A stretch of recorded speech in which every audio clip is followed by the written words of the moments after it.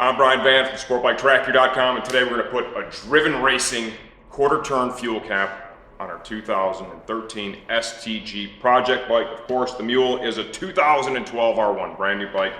Bought it as a leftover. Fuel cap project, this is something anyone can do. It is a piece of cake. Driven makes a great piece. Awesome quarter-turn unit. The cap is available in a number of different colors. The red you see here can be blue, can be gold, can be silver, can be black. A lot of different colors. Look at the quality of the machining on the base. Got the gasket included here. I mean, they do just an absolutely phenomenal job. To do this, what do you need? We need a 4mm Allen. T-handle works nicely. A standard Allen will get you there too. Go ahead and loosen up each of the fasteners. Remember, you're going to need the key because there is one fastener inside the opening when you have the cap open. They do that for an obvious reason. If you could take the fuel cap off by just removing the exterior screws, people would probably steal your fuel cap and your fuel.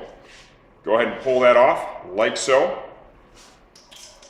Put it to the side. Now the unit itself, okay, I'm gonna go ahead and pull the fasteners out of this. We do have a vent hose. They worked hard on this vent system to make sure that it worked, and they have a hose that is part of the cap here. You read the instructions right here, and it is going to give you an idea of where you want this put in. On the Yamaha right here, okay, we're gonna put it in this vent hole per the instructions. Josh, if you wanna go ahead and get down inside the tank, there's another modification that I make to my bikes for the racetrack.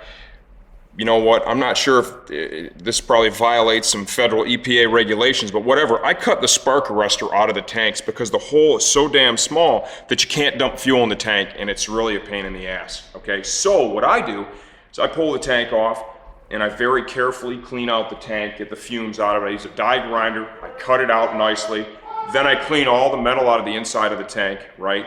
I put something underneath it to hold the debris and all that, and I get that out of there, clean it all out nicely, fish in there with a magnet, and we're done. Should you do that to your bike? Man, I don't know, that's really up to you. I do it to my bikes because that is such an epic pain in the ass trying to get the fuel in the bike with that spark arrestor.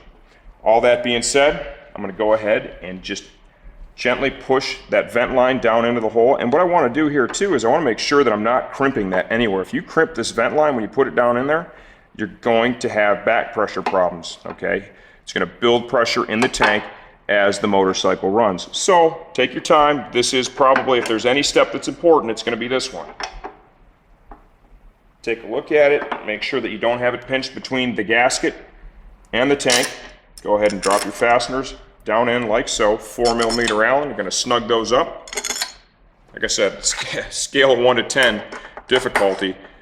A fuel cap is probably literally a 1. It doesn't get any easier than this. And it makes such a dramatic difference in the look of the bike. And besides, I mean, you can't have a race bike and be putting a key in your gas tank. I mean, that's just sacrilegious, right? Go ahead and run each of these down. As it compresses the gasket, it's going to seat very nicely into the dimple in the tank. Make sure you got each fastener torqued down nice. They do have some torque specs put down here if you choose to use that. I'm going to run naked and go without it. Got a pretty good feel for the tools. There is the base, the cap. Look at that. I mean, seriously. What a phenomenal piece. This thing's a work of art from Driven. I've got it on both of my bikes now, same color red. Absolutely bitchin' part. This is the Driven Racing fuel cap installed on the 2013 STG project bike.